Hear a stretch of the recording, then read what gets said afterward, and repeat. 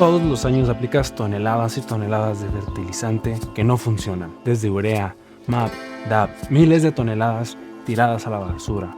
O por el contrario, haces un plan óptimo de fertilización, pero este nunca tiene buenos rendimientos. Es frustrante ver que todo nuestro esfuerzo nunca tiene resultados. Miles de pesos tirados en el suelo y ahí se quedan, porque ese fertilizante está ahí listo, esperando para que tu planta lo absorba, pero no lo hace. No puede hacerlo por un simple problema, el pH. Todos hemos escuchado sobre él, que es el potencial de hidrógeno, que tiene efectos en el aprovechamiento de nutrientes, pero ¿sabes realmente lo que es? ¿Sabes realmente cuánto daño te está haciendo tus cultivos? ¿Sabes realmente que con cada fertilización, ya sea urea, DAP, MAP, el que sea, estás dañando ese pH? Hola, yo soy Ángel, estudiante de agronomía, pero campesino por profesión. En este video vamos a aprender sobre el pH, qué es lo que controla, cuál es la capa que lo protege, por qué lo estamos dañando y cómo corregirlo desde a pequeña escala como a gran escala. Primero es importante conocer qué es el pH y cómo se ha desarrollado a lo largo de la historia. El pH no es un descubrimiento reciente, no es una invención del hombre, sino que desde la antigüedad, desde los griegos, desde Roma, se sabía entre los campesinos que había tierras agrias y tierras dulces, que según el cultivo que se diera allí, podían sembrar otros cultivos. Y este concepto de que la tierra es agria y que la tierra es dulce, se refiere a tierras que son ácidas y a tierras que son alcalinas. No fue hasta alrededor de 1900 que un cervecero desarrolló la escala del pH para controlar todo este tipo de levaduras para la cerveza y estableció esta escala logarítmica que todos conocemos desde 0 a 14, siendo 7 la neutralidad. Pero a ciencia cierta, ¿qué es el pH? En el agua, en las disoluciones del agua, hay protones de hidrógeno. Es un átomo de hidrógeno que ha perdido su único electrón y se encuentra vagando en la solución del agua. Este protón, según en las concentraciones que esté, será más ácido o más alcalino. Gracias a que los elementos van a crear moléculas, se van a desarrollar diferentes compuestos según la cantidad de protones de hidrógeno que haya. Por ejemplo, una concentración de más de estos iones de hidrógeno va a generar una mayor acidez. En cambio, cuando estos iones de hidrógeno son menores, va a haber un suelo más alcalino. Entonces, el pH no es más que entender que nuestra tierra puede ser ácida o puede ser dulce, para lenguajes más comunes, y que puede ser ácida o alcalina. En cualquiera de los casos está correcto. Lo que debemos de entender es que cuando hacemos una disolución del suelo, quiere decir que en nuestro suelo agregamos agua, los protones hidrógeno van a querer empezar a formar moléculas con los elementos que se encuentren y con las cargas que haya de los elementos. Y ahora te voy a contar una triste historia, pero al mismo tiempo llena de aprendizajes. Verás, desde que tengo memoria, tenía entendido que en cierto tipo de tierras el fertilizante urea 460000 no pegaba en cualquier tierra. Que por ejemplo el DAP 184600 no pegaba en otro tipo de tierra, en el mismo predio, en la misma finca. Que no podía aplicar yo urea aquí o DAP acá porque no iban a tener resultados, no iban a pegar. A lo mejor a muchos de nosotros nos resuena la palabra, que fertilizantes en cierto tipo de tierras no pegan. Y muchas veces se debe a esta barrera de pH, porque a ciencia cierta el pH es como un abrelata. Digamos que la planta y sus pelos absorbentes están aquí y la comida está en mi mano. Mi mano es una lata, por poner un ejemplo. Si esta es mi raíz, yo no puedo acceder a lo que está dentro de la caja. El pH lo que va a hacer es destapar la caja para que pueda introducir mis raíces, mis pelos absorbentes. Las plantas son muy intolerantes a cambios bruscos de pH. Trabajan en ciertos pHs de rangos neutros a ácidos, según el cultivo, o más alcalinos. Y los fertilizantes inorgánicos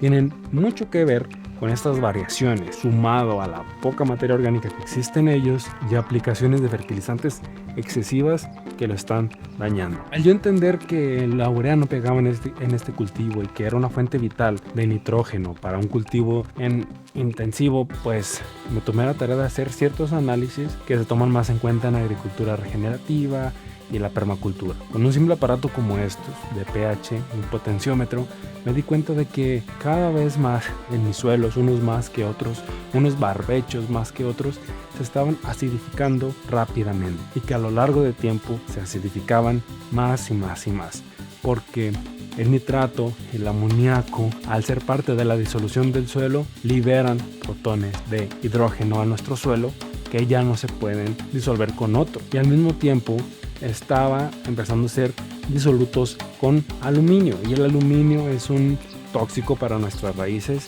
Al mismo tiempo inhibe el intercambio catiónico con moléculas de hierro y zinc, que también son importantes, aunque son microelementos para nuestras plantas. Muchas veces nuestro suelo es lo que tiene. No importa cuántas toneladas de fertilizantes apliquemos, si aplicamos nitratos, amonio, si aplicamos sulfatos, si aplicamos los fertilizantes inorgánicos, siempre van a modificar el pH a menos que tengamos lo siguiente en cuenta.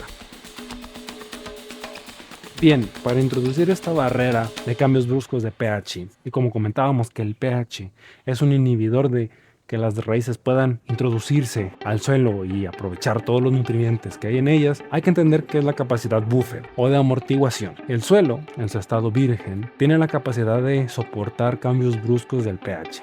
Verán, los suelos regularmente se encuentran en la neutralidad o más o menos en rangos óptimos, tendiendo a neutro. Para eso hay que empezar a hablar de la escala del pH. Hay una escala de 0 a 14, donde el 0 es acidísimo tanto como un limón, y creo que el limón llega a 1, como alcalino, una sustancia dulce. Partiendo de la neutralidad hacia el 6, empezamos a acidificar nuestro, en este caso suelo o cualquier otra sustancia, y de 7 a 8 a alcalinizar la sustancia. Digamos que no es una escala normal. De 7 a 6 hay 10 puntos. Por ejemplo, un cambio de 7 a 6 no va a ser muy notable, o no puede, dependiendo de las circunstancias, no va a requerir cambios o enmiendas muy grandes. Lo mismo de 7 a 8. Es como si en el banco tuvieras una deuda. En 7 no debes nada. En 6 ya debes 10 pesos. Pero de 6 a 5 la deuda va a aumentar a 100.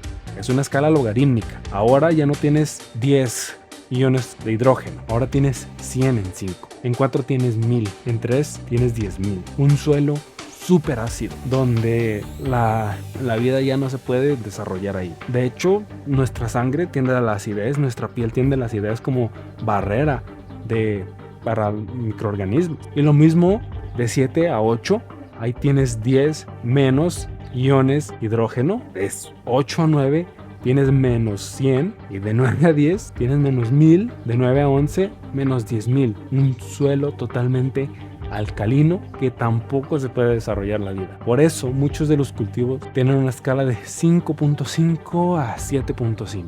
¿sí? Teniendo la neutralidad del 7. Después que entendamos esto de la escala del pH, que es importante, hay que hablar de la capacidad buffer. Nuestro suelo puede controlar estos cambios bruscos de pH siempre y cuando tenga un porcentaje de materia orgánica adecuado. ¿A qué me refiero? Para la agricultura orgánica, para la agricultura regenerativa, la permacultura, los suelos deben de requerir al menos un 5% de materia orgánica. Cuando hablamos de los estudios sobre suelo, nos requerimos que el suelo tiene 3 fases, de la fase mineral, que es la más abundante, la fase gaseosa y la fase líquida. La fase mineral es todas las minerales que se encuentran en ella, lo que llamamos tierra. Los gases es el oxígeno, el aire que se encuentra dentro de este suelo, y el agua es la capacidad de retención de líquidos de nuestro suelo. Todos estos se miden según el contenido mineral que haya, desde nitrógeno, fósforo, calcio, potasio, la porosidad del suelo, la densidad aparente, la capacidad de campo que tenga nuestro suelo también. Pero ninguna de ellas se mide en porcentajes. Se muestra qué cantidad existe de cada cosa, cuánto puede retener, qué porosidad tiene, cuál es su densidad aparente. El único que se muestra en porcentaje de toda esta estructura, ¿no?, mineral, gaseosa y líquida, es la materia orgánica. Un suelo, para que deba de ser orgánico, debe tener al menos el 5% de materia orgánica. ¿Y todo esto qué tiene que ver con el pH? La materia orgánica es esta capacidad buffer de amortiguar cambios bruscos del pH. Digamos que un día aplicamos un ácido fosfórico a un suelo que es ácido y tenemos un 5% de materia orgánica, tenemos un suelo bueno, digamos que tenemos un 3, algo más razonable. Los iones hidrógeno en el suelo existen 2 reservas, para ponérselas fácil, que se encuentran agrupadas en las arcillas y en la materia orgánica. La materia orgánica va a reaccionar primero, es la primera línea de defensa para mantener ese nivel de pH. Va a haber moléculas que van a atrapar todos estos nuevos iones hidrógeno y los van a almacenar para que no formen parte de la disolución del suelo. Y después está la capa donde las arcillas también tienen esta capacidad de atraer iones hidrógeno para no hacerlos posibles a la disolución del suelo. Entonces, si nuestro suelo, por alguna extraña razón obvia, se queda sin materia orgánica, es un suelo compactado, es un suelo que no tiene porosidad, la capacidad buffer va a desaparecer instantáneamente, lo que propicia que cualquier fertilizante, digamos un sulfato, pueda modificar el pH grandemente, y probablemente enmiendas como cal o yeso serán de toneladas por hectárea. Y es por eso que necesitamos saber y entender qué es lo que nuestro suelo realmente tiene y cómo debemos de solucionarlo. Para ello vamos a hacer las siguientes medidas que todos podemos hacer en casa, que solo necesitamos un aparato como este y que nos van a dar al menos una idea de lo que realmente está pasando en nuestro suelo. Sin más, vamos a ver estas medidas, cómo las pueden aplicar ustedes y sobre todo cómo calcular una enmienda para un suelo dañado por pH. Muy bien, ahora en digamos, mesa improvisada, vamos a hacer un pequeño estudio de pH. Vamos a necesitar agua destilada, que esta tiene rangos de entre 7 y 7.3. Es agua neutra. Esta es agua común y corriente del grifo de mi casa, y esta es una muestra de suelo, que por cierto, si quieren un video sobre muestras del suelo, no olviden dejarlo en los comentarios.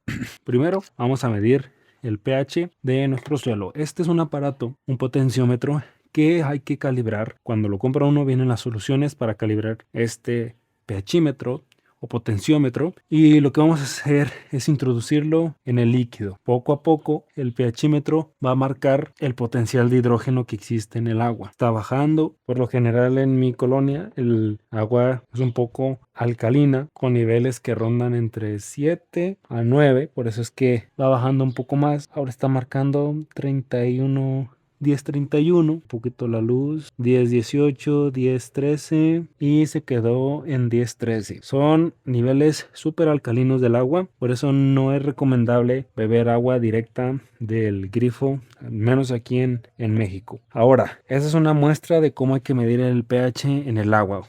Ojo, solamente podemos medir el pH en el agua, no podemos medirlo directamente en esta muestra de suelo. Y lo que vamos a hacer es el método de 1 a 2. A esta disolución, a este suelo, vamos a añadirle el doble de agua destilada debe de ser, para que conozcamos nosotros el pH que existe, porque si lo hacemos con agua común del grifo, pues no me va a dar. Vamos a mezclar un poco. Yo al puro ver esto casi me voy a dar cuenta que va a ser un poco ácido nuestra disolución, pero vamos a ver. Introducimos el potenciómetro. Recuerden, deben de añadir el doble de agua según tenga nuestra muestra de suelo, y generalmente si dura un ratito, sigue bajando. Es un suelo no con problemas de acidez, con problemas de alcalinidad. Entonces va a ser importante que este suelo, al menos este tipo de suelo, que si estuviéramos haciendo una muestra para saber la textura del suelo, que tiende a ser un franco arenoso, tiene problemas de alcalinidad, tiene valores de hasta 9.23, 9.27. Es un suelo alcalino, ¿sí? Llegando hasta 8.89, 9, ronda estos. Entonces, como pudieron ver las mediciones,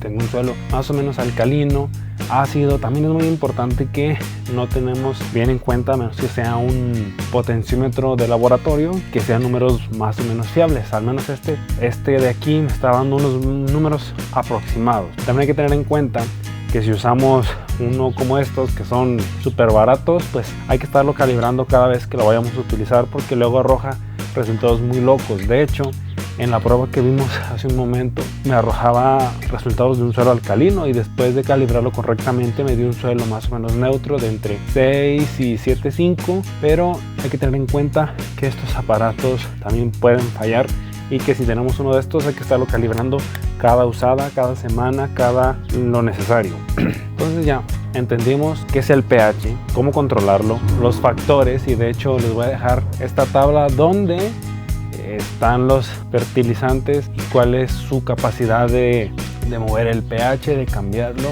a veces de forma muy abrupta. Y es importante entender estas cosas, porque si yo quiero usar una fórmula de fertilización puramente nitrogenada como lo es la urea, pues entonces voy a tener este desbalance después, que me va a hacer que no pueda aprovechar otros microelementos como hierro o zinc y que vaya a empezar a disolverse aluminio, que es lo que va a hacer que mis raíces se vean afectadas. O si por el contrario es un sulfato, pues no puede ir diluido con un nitrato de calcio, entonces porque va a hacer que este calcio se sedimente. Entonces el pH tiene mucho que ver con estos, incluso con las combinaciones de los fertilizantes, con las formas de fertilizar, y es importante tener esta capacidad buffer en nuestros suelos, que recuerden que es las arcillas y la materia orgánica. Sin más, yo me despido, espero que este video les haya por lo menos abierto el entendimiento un poquito más sobre el pH, porque es un mundo